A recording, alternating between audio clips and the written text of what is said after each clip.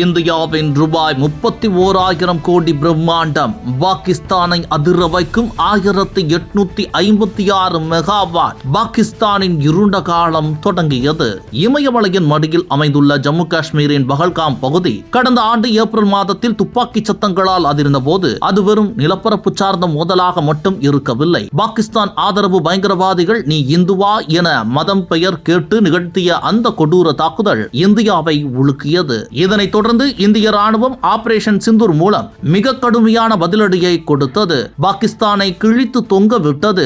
அது மட்டுமல்லாமல் இந்த முறை இந்தியா கையில் எடுத்த ஆயுதமானது வெறும் துப்பாக்கிகள் மட்டுமல்ல, பல தசாப்தங்களாக பாகிஸ்தானின் வாழ்வாதாரமாக விளங்கி வரும் நீர் என்ற பெரும் சக்தியையும் சேர்த்துதான். பயங்கரவாதத்திற்கு துணை போகும் பாகிஸ்தானுக்கு பாடம் புகட்ட 1960 ஆண்டு நேரு அயூப் கான் காலத்தில் போடப்பட்ட சிந்து நதிநீர் ஒப்பந்தத்தின் விதிகளை இந்தியா மறுபரிசீலனை செய்ய தொடங்கியது. சிந்து நதியின் கிளை நதிகளான சிந்து, ஜூலம் மற்றும் செனாப் ஆகியவற்றின் நீரை பயன்படுத்துவதில் பாகிஸ்தானுக்கே முன்னுரிமை அளிக்கப்பட்டு வந்த நிலையில் அந்த நீரோட்டத்தின் மீதான தனது உரிமையை இந்தியா முழுமையாக மீட்டெடுக்க முடிவு செய்தது. இதன் விளைவாகத்தான் ஜம்மு காஷ்மீரின் ராம்பன் மாவட்டத்தில் ஆக்ரோஷமாக பாய்ந்தோடும் செனாப் நதியின் குறுக்கே பல ஆண்டுகளாக கிடப்பில் போடப்பட்டிருந்த சாவல்கேட் நீர்மின் திட்டம் மீண்டும் உயிர் பெற்றது.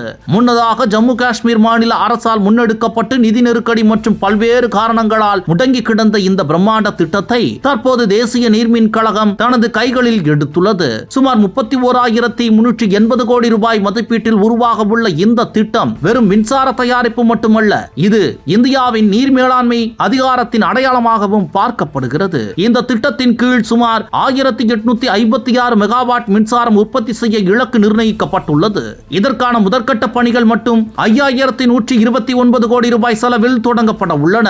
இந்த ஆண்டின் பிப்ரவரி 5ஆம் தேதி இதற்கான டெண்டர் அறிவிப்புகள் வெளியாகி மார்ச் 24ஆம் தேதி ஒப்பந்தக்காரர்கள் இறுதி செய்யப்பட உள்ளனர். 9 ஆண்டுகளுக்குள் முடிக்க திட்டமிடப்பட்டுள்ள இந்த சாவல்கோட் அணை கட்டி முடிக்கப்பட்டால் அது செனாப் நதியின் நீரோட்டத்தை முறைப்படுத்தும் மிகப்பெரிய சக்தியாக மாறும். இதன் மூலம் ஜம்மு காஷ்மீர் மாநிலம் மின்சார தேவையில் சுயசார்பு அடைவதுடன் இந்தியாவின் வடக்கு மாநிலங்களுக்கு தடையற்ற மின்சாரம் கிடைக்க வழிவகை ஏற்படும். இருப்பினும் இந்த திட்டத்தின் ஆழமான தாக்கம் எல்லையை தாண்டி பாகிஸ்தானில் எதிரொலிக்க போகிறது. சிந்து நதி நீர் ஒப்பந்தத்தின் படி செனாப் நதியின் பெரும்பகுதி நீரை பாகிஸ்தான் பயன்படுத்தி வந்தது. இப்போது இந்தியா அங்கு அணை கட்டி நீரை தேக்கும் போது பாகிஸ்தானுக்கு செல்லும் நீரின் அளவானது இயற்கையாகவே குறையும். குறிப்பாக செனாப் நதியை நம்பியிருக்கும் பாகிஸ்தானின் விவசாய நிலங்கள் மற்றும் அந்த நதிக்கரையில் அமைந்துள்ள முக்கிய நகரங்கள் கடுமையான பொருளாதார சரிவை சந்திக்கும் என எதிர்பார்க்கப்படுகிறது. பயங்கரவாதத்தை போற்றி வளர்க்கும் ஒரு நாடு தனது அண்டை வீட்டாருடன் இணக்கமான உறவை பேண தவறினால் இயற்கை வளங்களை கூட இழக்க நேரிடும் என்பதற்கு இந்த திட்டம் ஒரு சர்வதேச உதாரணமாக அமைய போகிறது.